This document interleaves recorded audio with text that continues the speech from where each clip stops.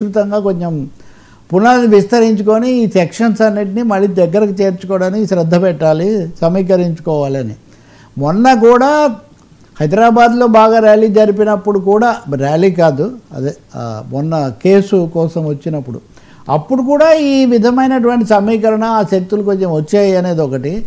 ఈరోజు మరి ఆసక్తికరమైనది ఒకటి కనిపిస్తుంది, నిజమో కాదో నాకు తెలియదు. జేసీ దివాకర్ రెడ్డి మనవడు పవన్, అతను ఒక మనవాడు ఇప్పుడు ఉన్నాడు, ఇంకో మనవాడు కూడా వైసీపీలో చేరే అవకాశం ఉంది.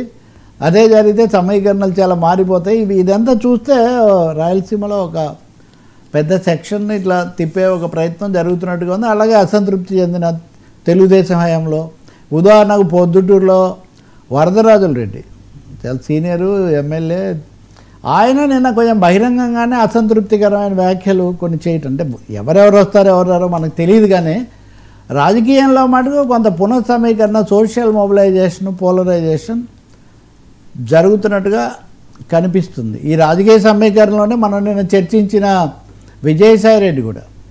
ఇప్పుడు విజయసాయి రెడ్డి జనసేనలకు ఇష్టమైన వాడు, దగ్గరవాడు అంటే రెండు రకాల భావాలు. మాకు ముందే కొంత సమాచారం ఉందని కొంతమంది జనసేన వాళ్ళు చెప్తున్నారు.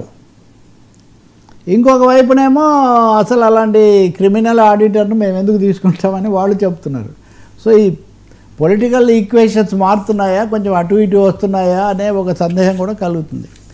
ఈ క్రమంలో అన్నిటికంటే ముఖ్యంగా వివేకానంద రెడ్డి హత్య కేసు, దీన్ని తిరగదోడడం మీద చాలా తీవ్ర స్థాయిలో వాళ్ళు ధ్వజమెత్తుతున్నారు. డాక్టర్ సునీత మళ్ళీ కేసును సిబిఐ తీసుకోవాలని చెప్పడం పెద్ద కుట్ర. చంపినవాడు నేను చంపాను, గొడ్డలు కొనుక్కొచ్చాను, ఇలా చంపానని కూడా స్వయంగా చెప్తుంటే ఇతను కాదన్న పద్ధతిలో మీరు ఎందుకు ఇంకా దీన్ని సాగతీయాలనుకుంటున్నారు, అంటే దీన్ని ముగింపుకు రావాలనుకోవట్లేదు అని అవినాష్ రెడ్డి తరఫు అడ్వకేట్లు వాళ్ళు చాలా భారీగా గట్టిగా వాళ్ళు వాదిస్తున్నారు. న్యాయమూర్తి కూడా దాన్ని వింటూ ఉన్నారు. కేసు మళ్ళీ వాయిదా పడింది, అంటే వేగంగా ఏదో జరగటం లేదు.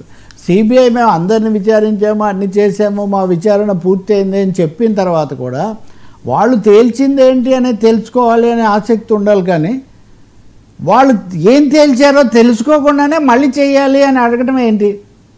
దీంట్లో రాజకీయం ఉంది అని, అలా ముగించడంలో రాజకీయం ఉందని ఆమె, మీరు అడగడంలో రాజకీయం ఉందని వీళ్ళు. సో ఈ హాట్గా ఈ కేసు చుట్టూ మళ్ళీ ఒకసారి జరుగుతున్నట్టుగా మటుకు స్పష్టంగా, బహుశా కడప పులివెందులకు వెళ్ళినప్పుడు ఇట్లాంటి విషయాలు కూడా